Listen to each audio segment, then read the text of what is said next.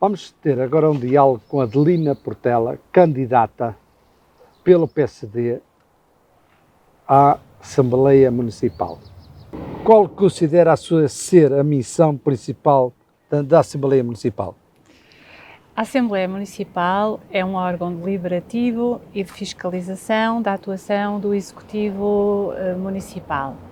Portanto, a principal missão é, antes de mais, a representatividade dos cidadãos do município e depois essas funções de fiscalização e de acompanhamento da ação do Executivo, sempre com vista à promoção do interesse fundamental, que é o interesse da melhoria das condições do município e das pessoas que nele residem.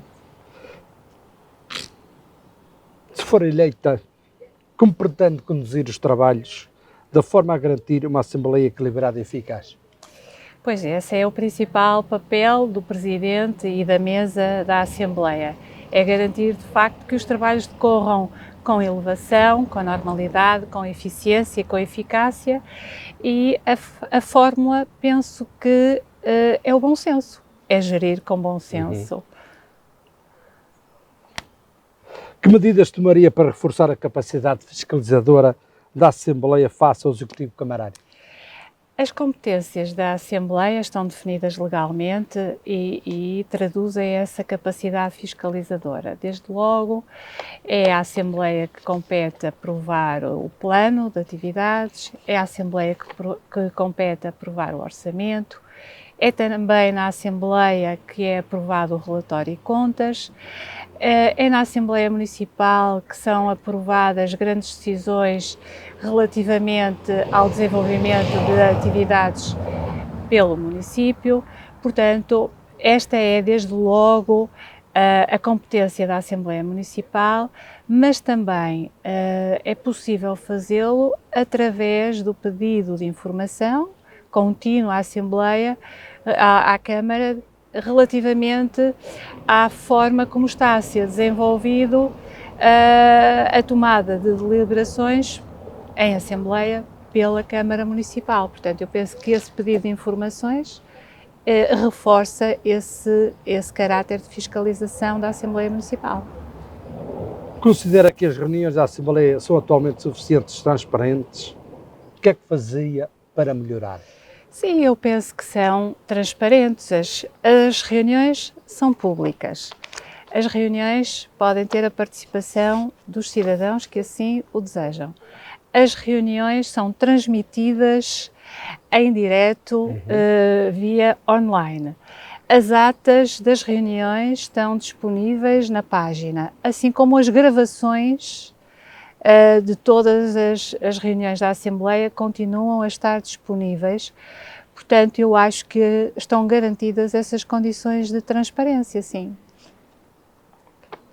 Está disponível para levar reuniões da Assembleia às freguesias, aproximando dos cidadãos?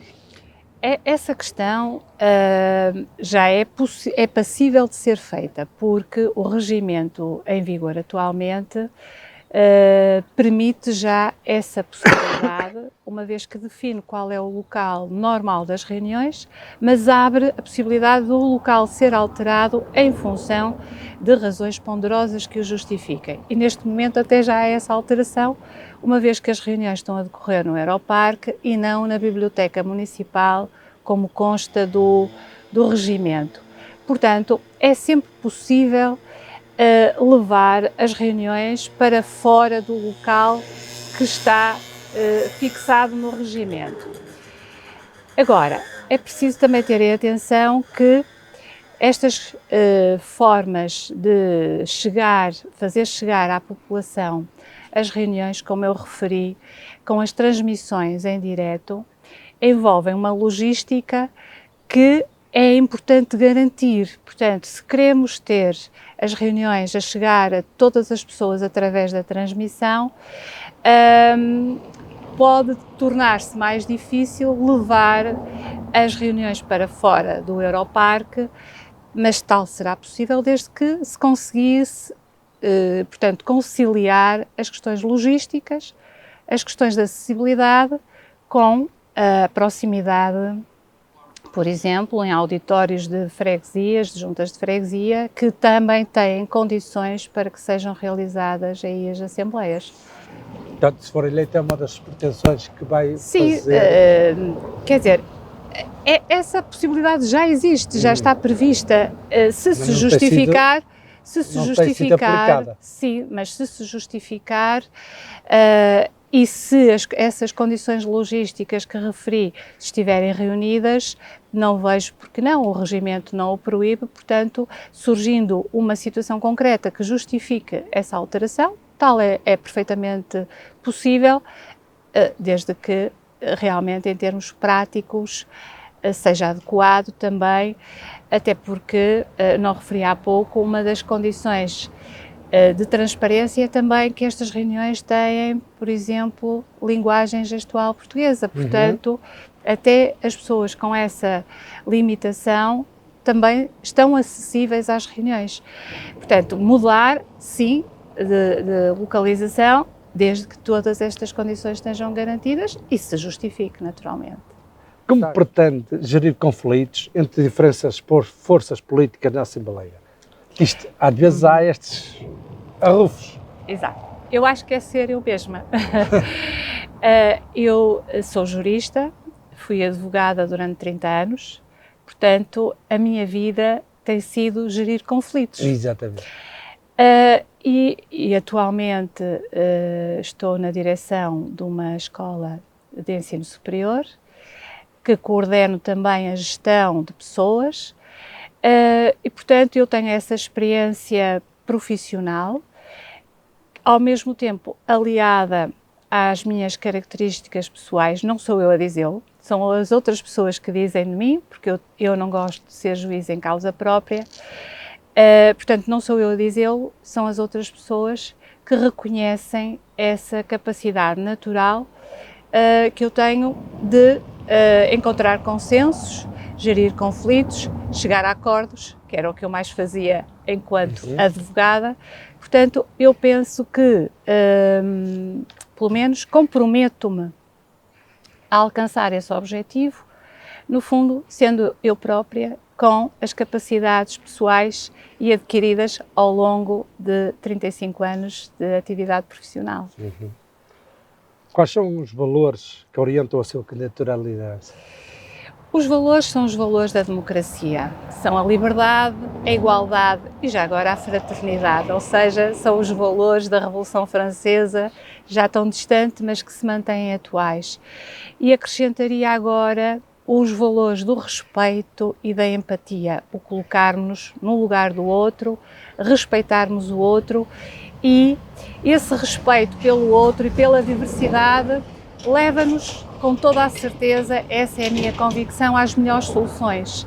A perspectiva é ouvir as várias visões e fazer a bissetriz, como eu costumo dizer, retirar daí, levando partes de uma opinião, partes de outra, juntando as melhores partes para atingir portanto, o todo, o melhor do todo. Sim. Quais são os 3 grandes desafios que identifica no Conselho nos próximos anos? Eu acho que o grande desafio no Conselho é a coesão territorial, a união, e quando eu falo em união, não é apenas a união física, é a união das pessoas em torno do Conselho, e essa coesão territorial depois só é possível através da mobilidade, através de serviços de saúde condignos para todos, através de educação condigna para todos, através de habitação condigna para todos. Portanto, o grande desígnio é a coesão territorial de todo o Conselho e para esta coesão territorial correspondem todos estes outros desígnios que eu penso que são os mais importantes, que não são exclusivos deste Conselho de Santa Maria da Feira, mas que são no fundo desígnios nacionais e até europeus e internacionais. As coisas não estão más, eu penso que se vive bem no Conselho de Santa Maria da Feira, mas nós temos sempre este desígnio de melhorar e vai ser sempre possível melhorar. Portanto, é esse o nosso desígnio quando nos dedicamos ou tentamos dedicar à causa pública. Como deve a Assembleia Municipal acompanhar, fiscalizar projetos estratégicos como obras públicas, ambiente, mobilidade ou habitação? No fundo, essa questão já repete um pouco o que referi há pouco. Portanto, a Assembleia Municipal tem funções deliberativas, funções de fiscalização, e no que diz respeito concretamente a esta fiscalização da execução das deliberações tomadas, é naturalmente através do pedido de informação para ir acompanhando, designadamente através da Comissão de Acompanhamento, para ir acompanhando a execução das deliberações que foram tomadas. Que prioridades irá defender enquanto Presidente? Prioridades para o Conselho em geral. Portanto, as prioridades para o Conselho, penso que já referi há pouco, que é o grande desígnio, é a coesão territorial do Conselho, em termos materiais e em termos humanos, e para concorrer para esse desígnio, todos aqueles que referi, de mobilidade, de cuidados de saúde, de habitação condigna e de educação condigna. Naturalmente também que para favorecer tudo isto é importante o desenvolvimento económico da região e para o desenvolvimento económico é necessário atrair investimento e esse investimento também só é passível de ser atraído se forem criadas condições de agilidade, de procedimentos, de desburocratização. Penso que será, portanto, este grande desafio que iremos ter sempre pela frente, nos próximos 4 anos, nos próximos 8, nos próximos 12, enfim, para sempre, porque é sempre possível melhorar. Que mecanismos irá usar para ouvir regularmente os municípios? Para ouvir os municípios. Muito bem. Os municípios, como eu referi, têm a possibilidade de participar nas assembleias, têm a possibilidade de dirigir petições formais à Assembleia, têm a possibilidade de acompanhar os trabalhos através das transmissões online, das gravações que ficam disponíveis também, das atas que estão permanentemente disponíveis, têm esta possibilidade de acompanharem, se informarem para terem uma maior e desejável participação. Depois pode haver questões muito concretas a discutir na Assembleia Municipal que digam concretamente respeito a uma freguesia, a um lugar, a um assunto que se justifique ouvir diretamente, através da tal Comissão Permanente da Assembleia ou outros mecanismos, ouvir as pessoas diretamente, saber quais são as suas ideias, quais são as suas propostas de solução e, antes de mais, identificarem exatamente os problemas para assim chegar às melhores soluções. Que mensagem quer deixar às populações que muitas das vezes se sentem afastadas da política local? A mensagem que eu queria deixar tem a ver, eu para além de advogada também fui docente do ensino superior durante estes anos e ainda tenho esta veia de professora e acho que é preciso, antes de mais, antes de cativar as pessoas para a participação cívica, para a participação política, é preciso que elas tenham literacia sobre cidadania. Exatamente. E eu acho que é isso que falta. Eu acho que as pessoas estão um pouco arredadas desta participação cívica e política porque não têm formação. E eu acho que é por aí que nós devemos começar. E os meios de comunicação social também deviam e têm e podem ter um papel importante nesta formação, prestar informação simples às pessoas, designadamente a propósito destas eleições autárquicas, quais são os órgãos que estão em causa nestas eleições e que nós vamos eleger. Há 3 boletins de voto, porquê que há 3 boletins de voto? Há muitas pessoas com quem eu falo que não sabem porquê que há 3 boletins de voto. Portanto, este é o primeiro passo, é o passo da informação para a cidadania, para a cativarem as pessoas, a participarem, a terem uma participação cívica, a terem uma participação política. Este é o principal neste momento, penso eu. Como se assegura que exercer o cargo com independência e imparcialidade? Como eu disse, a minha formação é uma formação jurídica, eu preservo muito os valores, como disse, da liberdade, da igualdade, do respeito, da empatia, da pluralidade e, portanto, eu acho que estes são os valores certos para garantir a imparcialidade. Eu já tive essa experiência também na Assembleia de Freguesia de Santa Maria da Feira, há alguns anos atrás, portanto já tenho essa experiência e para mim é fundamental que este papel de Presidente da Assembleia seja de facto o papel de imparcialidade. Sim. Que compromisso assume em relação à ética, transparência e, portanto, prestação de contas? Portanto, no fundo, obrigar a Câmara, menino, mostra cá os papeizinhos, que isto não é assim. Exatamente, portanto, eu já fui referindo várias vezes a questão de pedir informações, de acompanhar a execução das deliberações que foram tomadas em Assembleia depois pelo Executivo, portanto, este papel de acompanhamento constante, permanente, não no sentido de obstaculizar, não é esse o objetivo de todos os que venham a compor a Assembleia Municipal deve ser o mesmo, que é o interesse superior do Conselho acima dos interesses pessoais e partidários de cada grupo ou de cada pessoa que venha a integrar o município. Portanto, é esse interesse comum que deve estar acima de tudo e é esse interesse também que me deve pautar a mim. E as propostas ou os papéis havia de chegar aos partidos ou às outras pessoas todas com antecedência? Sim, isso faz parte das regras. Sim, isso faz parte das regras de uma Assembleia Geral, seja numa empresa, seja numa sociedade.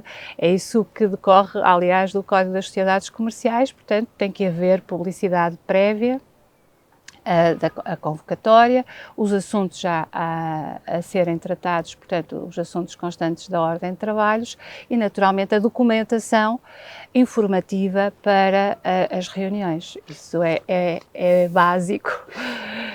Portanto, há outra situação que vou fazer a pergunta, que eu contasto. Acha que faz algum sentido haver as assembleias municipais a 3, 4 da manhã, 5 da manhã? Não acho. Não era preferível adiar e as pessoas estarem mais fresquinhas passado uma semana e marcar nova assembleia geral? Ou então gerir ou conduzir os trabalhos de forma a que elas não se prolonguem pela noite fora, porque de facto depois de tantas horas está demonstrado que a capacidade humana não atinge essa perfeição e, portanto, a partir de 3, 4 horas seguidas as pessoas já não estão capazes de acompanhar e de deliberar com consciência e com cuidado, porque depois os trabalhos podem ser acelerados, portanto não há o cuidado que devia haver sempre. E, portanto, eu acho que o segredo vai estar na gestão, na condução dos trabalhos, de forma a serem mais eficazes, eficientes e céleres não é no sentido de aligeirados, não é nesse sentido. Exatamente. É no sentido de não nos perdermos em considerações ou desconsiderações que não têm cabimento. É essa a ideia. Não era preferível adiar, portanto, remarcar outra reunião na semana a seguir? Se for necessário, sim, mas a ideia não é essa. Exatamente. A ideia não é essa, porque se houver essa possibilidade... Vai-se arrastar. Exatamente. Portanto, essa possibilidade prejudica a medida que eu estava a preconizar. Exatamente. Portanto, só numa situação muito excepcional. A ideia não é essa. A ideia é que as assembleias, as reuniões decorram de forma eficiente, eficaz, e que não se perca tempo em considerações e muitas vezes, e isso é que é mais grave, em desconsiderações. Isso é que pretendemos evitar. Para terminar, porque é que os cidadãos devem confiar em si para presidir a Assembleia Municipal? Qual é a sua principal mensagem aos eleitores? Como eu disse há pouco, eu não tenho por hábito ser juiz em causa própria, portanto os outros dirão de mim aquilo que pensam e não eu de mim própria. Mas como eu fui dizendo ao longo desta entrevista, e as pessoas que me conhecem sabem que eu sou uma pessoa ponderada, que evita os conflitos, que dirime conflitos e é isso que eu pretendo trazer às assembleias municipais, às reuniões da Assembleia, às sessões da Assembleia, se vier naturalmente a ser eleita.